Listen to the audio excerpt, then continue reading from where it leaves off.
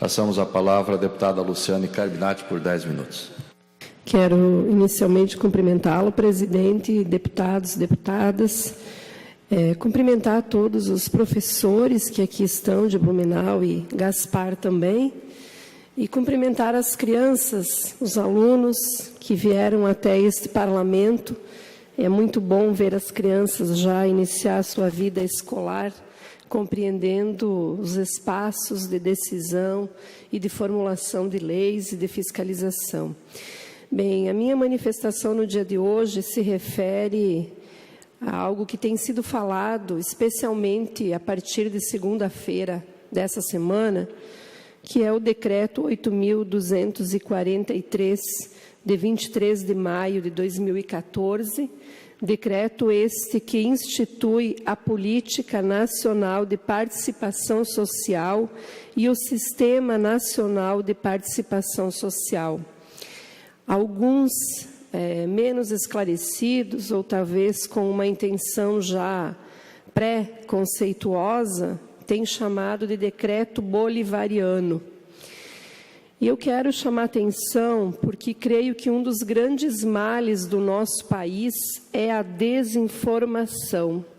As pessoas que ouvem, reproduzem, sem analisar de fato o que estão dizendo e a veracidade das informações. Não é porque a Rede Globo fala, não é porque uma emissora de TV anuncia, ou um jornal, ou um colunista, é que esta é a única versão dos fatos ou é a versão verdadeira. Essa capacidade crítica de analisar os fatos e compreender o que está em jogo é papel da educação, é papel do cidadão brasileiro. Esse decreto, que tem sido tão discutido essa semana, ele, na verdade, coloca como pano de fundo quem quer um país mais democrático, mais participativo ou menos democrático, menos participativo. Não tem nada a ver com interferência aos conselhos, não tem nada a ver com retirar poder do parlamento. Nos 22 artigos do decreto, dos quais eu fiz análise de todos eles, em nenhum momento se coloca em risco os poderes constituídos. Mas esse decreto, ele vem justamente para dizer que o cidadão, organizado ou de forma individual, tem o direito de expressar a sua opinião e os gestores públicos precisam ouvir esta opinião antes de formular as políticas públicas. E o decreto, ele é tão bom que ele garante várias questões. Eu vou destacar aqui algumas. Primeiro, esse sistema, ele tem que garantir na formulação, na execução e no monitoramento e na avaliação dos programas algumas diretrizes. Esse decreto precisa considerar as ideias, opiniões e deliberações da sociedade civil, dos conselhos de políticas públicas, das comissões de políticas públicas, das conferências nacionais, da ouvidoria pública federal, das mesas de diálogos, e nós sabemos o quanto temos pautas que precisam ser tratadas, como é o caso das 40 horas, como é o caso do fator previdenciário, todos temas polêmicos que uma mesa de diálogo, aonde estaria presente governo, sociedade civil de forma paritária, ou empregados, empregadores e governo de forma paritária, discutiriam esse tema.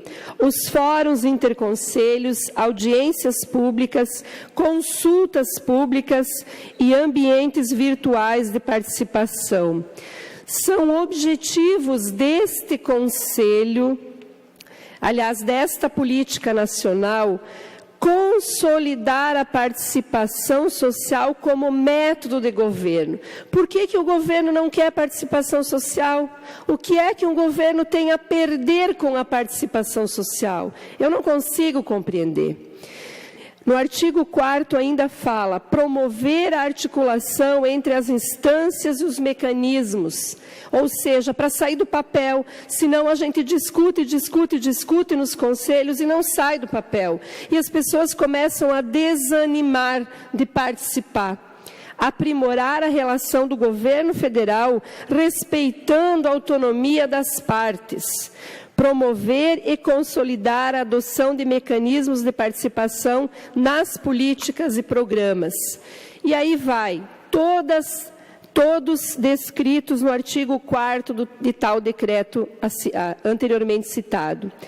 Também fala neste decreto que um dos objetivos centrais do Sistema Nacional de Participação na verdade, é a publicidade, a rotatividade dos seus membros, porque nós temos conselhos que estão lá, os membros, a vida inteira, né? Ele sai de presidente para secretário, sai de secretário para membro, sai de membro para conselho fiscal. O que fala aqui esse sistema? Que tem que ter rotatividade, não pode se perpetuar no poder. Fala que tem que ser paritário, que a definição das políticas públicas deve sofrer uma consulta prévia à sociedade, que tem que ter a garantia da diversidade, que tem que ter critérios transparentes de escolha dos seus membros. Ora, aonde há problema em nós, cidadãos brasileiros, exigirmos transparência na escolha dos membros de todos os conselhos? Falei da rotatividade, publicidade dos seus atos. E o parágrafo 1º do artigo 10 fala que a participação dos membros no conselho é considerada prestação de serviço relevante não remunerada. Então, todos os artigos que eu convido os ouvintes, os telespectadores, a analisar. Não fiquem como boca de aluguel, reproduzindo coisas sem fazer uma análise. Analisem esse decreto e vocês verão que nesse decreto o fundamento central é aquilo que o grande educador Paulo Freire já dizia: conhecimento é poder. E nós precisamos socializar o poder. E como que você socializa poder? Permitindo que o cidadão brasileiro participe. E quando as pessoas participam mais da sociedade, elas entendem melhor a sociedade, compreendem melhor a sociedade e se constroem como sujeitos. Então, o que está em jogo no fundamento dessa disputa pós-eleitoral é um Congresso Nacional que se fecha mais e que diz: nós não queremos a participação popular, nós não queremos fortalecer esses mecanismos, nós queremos que o cidadão continue trazendo para nós somente as demandas, ou então nós dissemos para a sociedade: sociedade, vocês querem participar? Cidadão, vocês querem participar? Vamos para os conselhos, vamos discutir todos os temas dos quais cada um tem afinidade. E assim a gente constrói uma democracia verdadeira. Então eu quero manifestar o meu repúdio com essa falácia toda que desinforma, prejudica a construção da democracia e que não contribui para a construção de uma cidadania verdadeira.